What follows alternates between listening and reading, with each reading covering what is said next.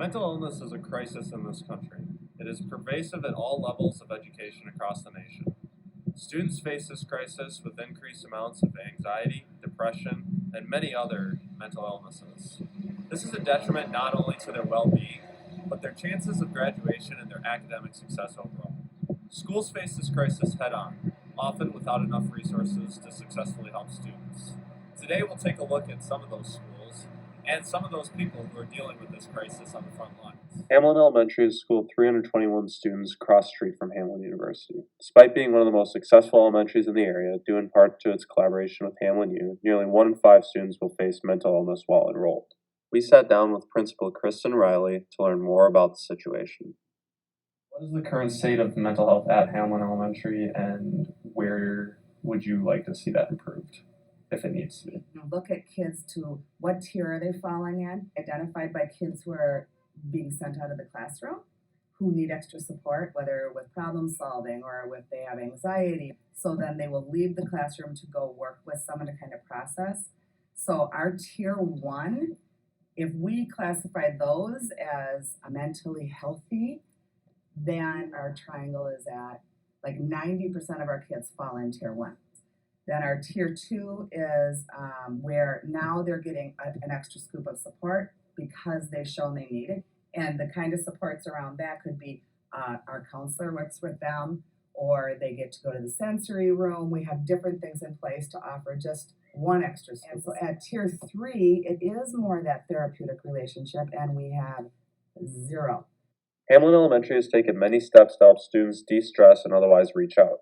One new innovation is the Zones Room. Students and faculty have developed a common language to discuss mental health issues called Zones of Regulation. It helps students express their feelings and allows teachers to help facilitate resources. The Zones Room allows for a breather from class and gives students a way to de-stress. Hamlin Elementary also provides teachers with chances for professional development outside of regular school hours. While training has helped, there are still many obstacles facing their Tier 3 students. On the national level, nearly 60% of students who need assistance will not receive it, and there is a shortage of over 60,000 school psychologists. Hamlin Elementary still faces one big challenge. In this case, it's more people. Our next case study focuses on Hamlin University, a liberal arts college in St. Paul with 2,168 undergraduate students. Hamlin's situation serves as an example that mental illnesses faced by young people do not end once they begin college. In fact, struggles faced by students are often exacerbated by the many stresses faced by young adults in school. We sat down with Hamlin's Director of Health and Counseling Services and licensed psychologist, Dr. Hussein Rajput. Survey data, indicates that first-year college students are more stressed out than ever before. So these are kind of trends that that we're seeing not just at Hamlin, but really again nationwide in higher education.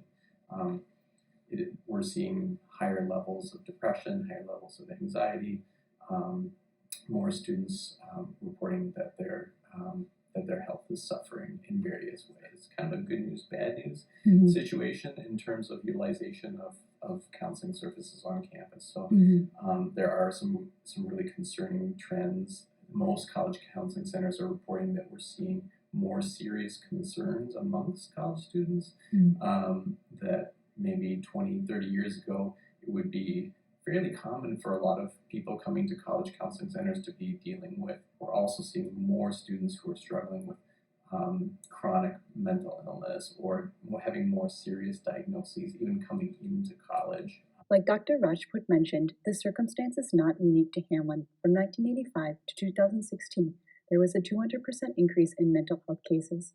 Even though Hamlin is exceptional in its ability to address this increase, having one of the lowest counselor-to-student ratios in the state at 1 to 414, it does not have the capacity to treat all mental illnesses. It is clear that something needs to be done about this issue, both at the university and elementary school level.